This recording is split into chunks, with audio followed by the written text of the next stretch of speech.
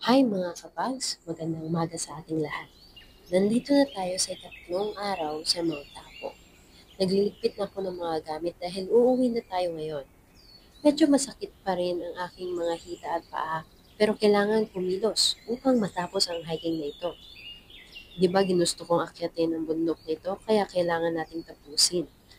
Natapos na akong magligpit sa loob kaya pwede na tayong lumabas. Bubuksan na natin ang tent para makita nyo ang kalikasan. Ganitong tanawin ang makikita mo kada bukas nitong tent na naiiba sa city.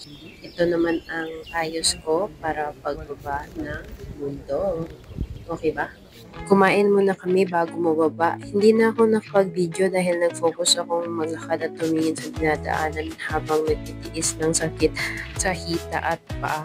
Shoutout kay Engineer JCA para sa excerpt na relive niya.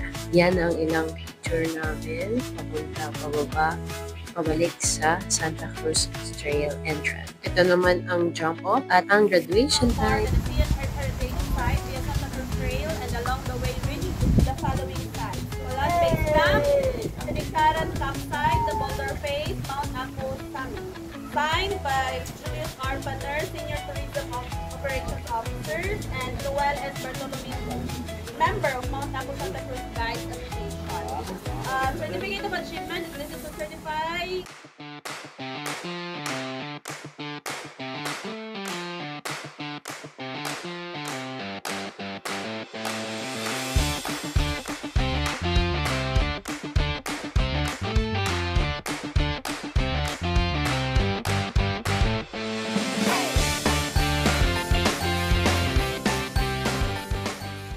So ngayon, uuwi na tayo. Pagkatapos na lahat, total experience to Mount Apo is good, yet painful.